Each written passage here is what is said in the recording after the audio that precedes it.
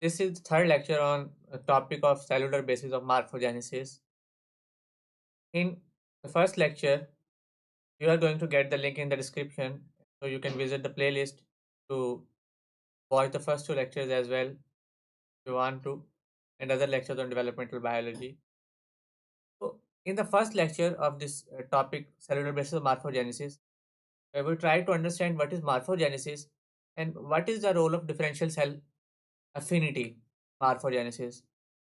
In the first two lectures, we also learned that cells not only have differential cell affinity that helps them organize, but they can also move. The cells belonging to the three germ layers, they can move relative to each other in order to organize themselves into different tissues and then definitely into the different organs and body parts. In the second lecture, we try to understand the physics of morphogenesis, and we taken into account the thermodynamic stability as well as surface tension as the factors that were behind the differential cell affinity and the movement of cells. We talked about some kind of glue, and in this lecture, we are going to discuss that glue. We are going to discuss adherins and their role in cell adhesion. So, evidence shows that boundaries between two tissues can indeed be created by different cell types having both different types and different amount of cell adhesion molecules. It means that cell adhesion molecules are going to determine cell adhesion and which cell is going to adhere to which one in a tissue. So several classes of molecules can mediate cell adhesion, but the major cell adhesion molecules are cadherins. As the name suggests, cadherins. So they are CAD, calcium dependent adhesion molecules, and they are critical for establishing and maintaining intracellular connections, and they appear to be crucial for the spatial segregation of cells and to the organization of animal form. Adherents, these are transmembrane proteins. Transmembrane proteins means these are not on only the upper side of cell membrane or on the inner side cytoplasmic side of cell membrane, but they are transmembrane. They are stretching from inside of cell, from the cytoplasm all the way to the outside of cell in the extracellular matrix. So these are transmembrane proteins, and these interact with other cadherins on adjacent cells. The cadherins are anchored inside cell by a complex of proteins which is called catenins.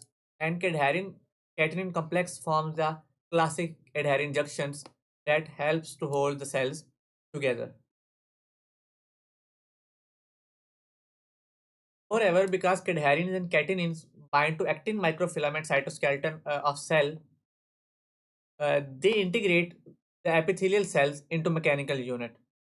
In simple words, what it is saying is that the cells of the epithelium, the epithelial cell, they are bound together physically or mechanically because of these cadherins. So blocking cadherin function by use of antibodies that bind and activate cadherin, or blocking cadherin synthesis by using antisense RNA that binds cadherin messengers and messages and thus prevents the translation of cadherin proteins. So uh, that leads to the prevention of the formation of epithelial tissue, because there are no cadherins, so the cells will not be able to adhere to each other, and thus cell will not be able to form the epithelial tissue, and cells will uh, disaggregate. Cadherins perform several related functions, but first of all, let's get to the structure of cadherin. This is what we are talking about, the cadherin molecule.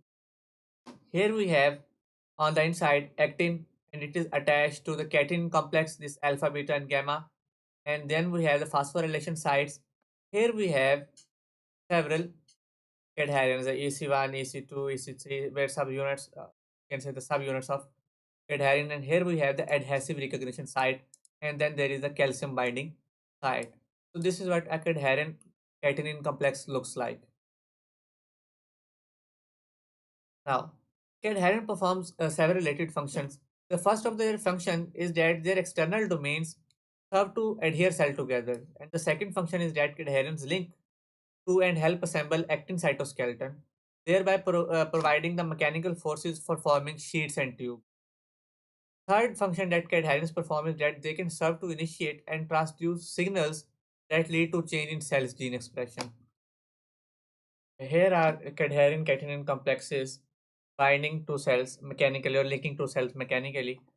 Here we can see here in this rectangle there is one cadherin catenin complex and it is bound inside the cell to the actin of cell's cytoskeleton, and to outside the domain of this cadherin is bound to the what you can say domain of external domain of another cadherin, and thus these two cadherins are linked to each other and they are linked to the cell cytoskeleton. Thus these two are linking the two cells mechanically, and thus many of these links, when they are present, they allow cells to mechanically get linked to each other. The epithelial cells in particular, we're talking about this those cells, so they are linked mechanically to each other, and thus these cells are able to form tubes and sheets in animal bodies. In vertebrate embryos, several major cadherin types have been identified. For example, E. cadherin, it is expressed in almost all early mammalian embryonic cells, even at the zygote stage. For example, in zebrafish embryo, E. cadherin is needed for the formation and migration of epiblast as a sheet of cell during gastrulation. And if there is no cadherin available, as in the case of a mutant, then lack of E. cadherin causes the loss of this ability to form uh, epiblast during gastrulation. However, later in development, this E. cadherin is restricted to the epithelial tissues of embryos and adults. In mammals, another cadherin type is P. cadherin. It is found predominantly on the placenta, and there it helps placenta to stick to the uterus. Then there are N. cadherins that become highly expressed, sorry, on the cells of developing central nervous system, and for nervous you can say, and they may play a role in mediating neural signals. Then there are cadherins, which are critical in retina formation, and there are other cadherins which are called the protocadherins. These protocadherins lack the attachment to actin cytoskeleton through catenins. That is the difference between these cadherins and other cadherins, that they are not attached inside the cell, or on the inside of cell they are not attached to the uh, actins with the help of catenins. That expressing similar protocadherins is important means of keeping migrating epithelial cells together. They are not used to mechanically link epithelial cells, as they are not linking the cytoskeletons of two cells together, but they are important in a way that they keep the migrating epithelial cells together, and expressing dissimilar protocadherins is an important way of separating tissues, as we have seen earlier in the earlier lectures as well, that the cells have differential cell affinity, so they segregate from each other, and that segregation has some role of this protocadherins involved in all that process. For example, the mesoderm forming notochord separates from the surrounding mesoderm that will form somites. So this is occurring because both of these mesoderms, or both of the lineages of mesoderms that are going to form notochord and the one that is going to form the somites, they are expressing different types of protocadherins. Now, differences in cell surface tension and the tendencies of cell to bind together depend upon the strength of cadherin interaction. We have seen in the second lecture of cellular basis of morphogenesis that the surface tension determines which cell is going to move internal to which type of cell, and this surface tension it is dependent on the type of it dependent on the strength of cadherin interactions, and this strength can be achieved quantitatively, which means that the more the cadherins on the opposing cell surfaces, the tighter the adhesion, or qualitatively, which means some cadherin will bind to different cadherin types, whereas other cadherin will not bind to different types. It means that these the property this cell surface tension can be altered in two ways, either by altering the number of cadherins on opposing cell surfaces or by changing the way in which cadherins behave and bind to each other. Now we're going to understand quantity and cohesion, which means that we are going try to understand how the number of cadherins present per cell affects cohesion. So the ability of cells to sort themselves, based on the amount of cadherin expression it was first shown in 1994 by Steinberg and Takichi. And how did they perform this? They performed this by using two cell lines that synthesize different amount of peak adherins.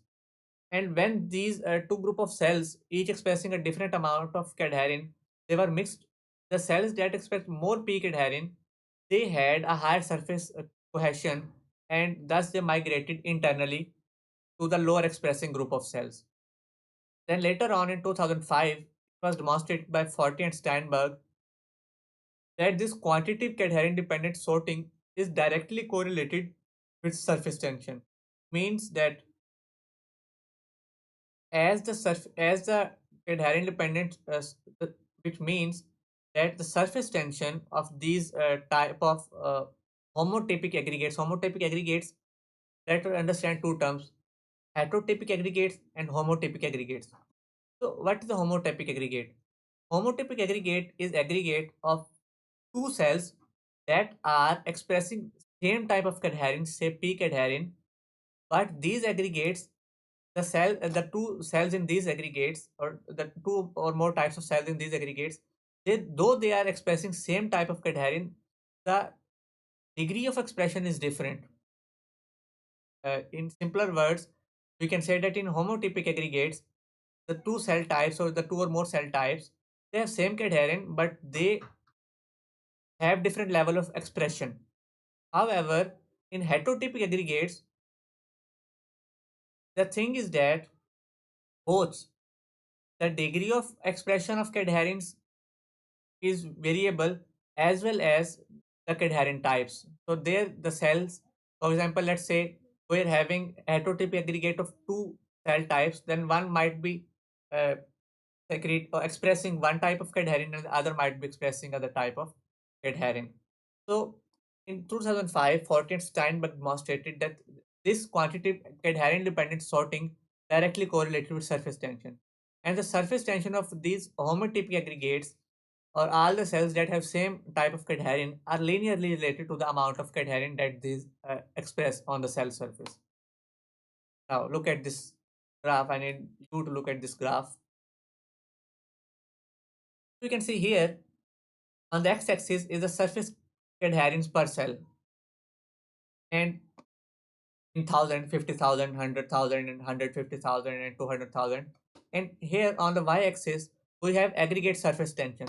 So we can see that, let's talk about the peak adherence. Here we can see a purple dot here and then here. And it is a straight line graph, thus it shows a linear relationship between the surface adherence per cell and the aggregate surface tension. So this is what we just talked about. However, when we talk about what we say as heterotypic aggregates, the surface tensions of the homotypic aggregates, the cell sorting hierarchy is strictly dependent on the amount of cadherin interaction between the cells, as we have understood by now. And this thermodynamic principle also applies to the heterotypic aggregates. And in that, this is dependent on the relative amount of different cadherin types. And these but we can say the relative amount of different cadherin types are the ones that express the sorting behavior in vitro, or you can say in the experimental way. So here we have green cells. This is homotypic aggregate in which we have green cells and red cells. And green cells have 2.4 times more N-cadherin than red cells, and thus the green cells have more surface tension than the red cells, and so these green cells, they move internally. However, in the case of the heterotypic aggregates, here you can see, let's see that we have two sort of cell lines. One is expressing peak adherin, the other one is expressing E adherin. Now the amount of cadherin, the quantity of cadherin will determine surface tension. So if the P's cadherin expressing cells, they have more level of, they are expressing P cadherin more than that of the expression of E cadherin in other cells, then these cells will have higher surface tension, these P cadherin cells or red cells, thus these cells will move internally. However, if both the cell lines, the one that is expressing P cadherin and the one that is expressing E cadherin, both are expressing their respective cadherins at equal rates, then the aggregate will never segregate. No cell type will move internally to each other. However, if the E cadherin, uh, the cells that are expressing E cadherin, they are expressing E cadherin uh, at a rate that is greater than that is in the cells that are expressing P cadherin. That means that the E cadherins, the cells that are expressing E cadherins, they will have higher surface tension. Thus, these cells, the green cells, now because they have relatively higher surface tension, they will move internally to the cells that are expressing P cadherin. So this was all about the cadherins and their role in cell adhesion and differential cell affinity and movement of cell during morphogenesis. But yes, we are missing one part. We are by this time we have only discussed the quantitative aspect. We are yet to study or understand the qualitative aspect. Here we have the type, timing, and border formation. Quantitative effect of cadherin are crucial, but qualitative interaction, that is the type and timing of cadherin expression, is also important.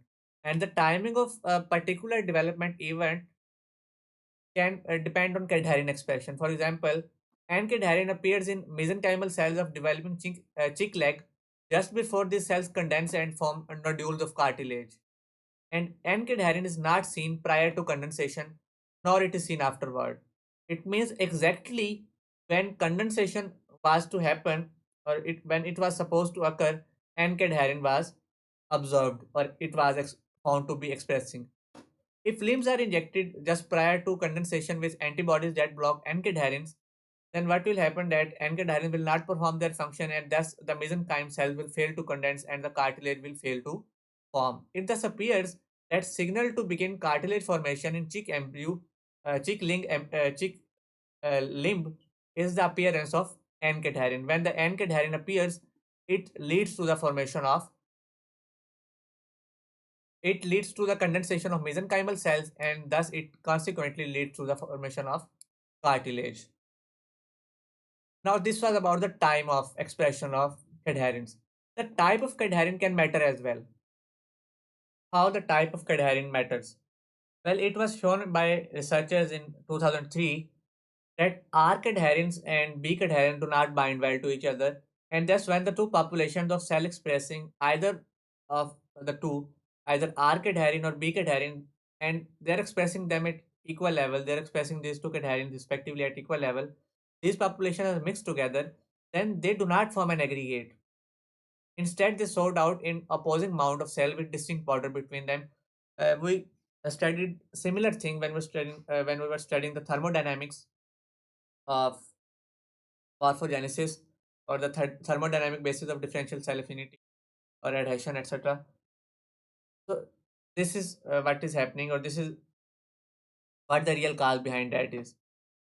And the formation of boundaries is a critical physical achievement because it is the basis of many morphogenetic events, such as it says that in developing ectoderm, the expression of N-cadherin is important in separating the precursors of neural cells from the precursors of epidermal cells. So if uh, there will be no difference in the type of cadherin, then the formation of boundaries in such critical events of morphogenesis will not be happening. Here is what we are talking about. These red ones, these are the cells that were expressing R cadherin. The B cells, they are the cells that are expressing sorry, the green cells, these are the ones that are expressing the B cadherin, and they did not form an aggregate at all. Rather, you can see that there is a clear boundary there are two separate mounds of cells. Now let's get into a little bit more detail about this encadherin thing. So what happens is that initially our embryonic cells they contain ecadherin. They are expressing ecadherins, but then as the time passes, as the development, as the morphogenesis occurs, the cells that are destined to become neural tube cells or the part of neural tube, these cells start losing ecadherin, and rather than that, they start expressing encadherin. So now we have two uh, type of cells: the ones that are expressing ecadherins and the ones that are expressing encadherins. And this difference in the type of cadherin that these two cells, what you can say, express, this results in a proper boundary between the skin and the nervous system. However, if what we do, we experimentally alter the situation and we make the cells that were supposed to express only E cadherin, we inject N cadherin in these cells or expose these cells to N cadherin, and in the cells that were supposed to make N cadherin, we block the synthesis of N cadherin. What will happen is that the boundary between the skin and nervous system will fail to form properly. Thus, through the differential expression of two cadherin types, different tissues can become separated by the formation of a border at cell membrane occupying the weaker heterophilic interaction. Another example of boundary formation in the embryo occurs within the mesoderm when the axial or notochordal mesoderm gets separated from the paraxial or what we call the somatic mesoderm, and the primary mechanism for formation of this boundary is based in the reduction of C cadherins opposing membranes of border cells. And researchers examined this mechanism in xenopus embryos, and they found that actin myosin contractile cables line up parallel to border interface, and they are required for both C cadherin reduction and the boundary formation. So this is how, in this particular case, the boundary forms between the axial mesoderm and the paraxial mesoderm. This is a diagrammatic explanation of what we just said. Let's say that on the this side of line we have the mesoderm that is going to become the notochordal mesoderm, and on this side we have the somatic or paraxial mesoderm lineage. What happens is that the C cadherin cluster that are present at these opposing cell membranes, they are replaced by which they are replaced by the actin myosin contractile cables. As we can see here, these green ones, the C cadherins, they have been replaced by what? By these actin myosin contractile cables. And thus this reduction of what you can say C cadherins at the opposing cell membrane surface, this resulted in formation of this boundary between this, which is the notochordal mesoderm, and this, which is the paraxial or somatic mesoderm. And so our this lecture about cadherins and their role in morphogenesis comes to an end. I hope that you are still here watching this lecture and you have found this lecture to be of appreciable quality as well as beneficial. And for whatever the reason you are watching this lecture, have found this lecture to be delivering you the desired content. If it is so, then please like this video and do not forget to subscribe and turn the notifications on in order to be able to get the latest updates as soon as they are uploaded.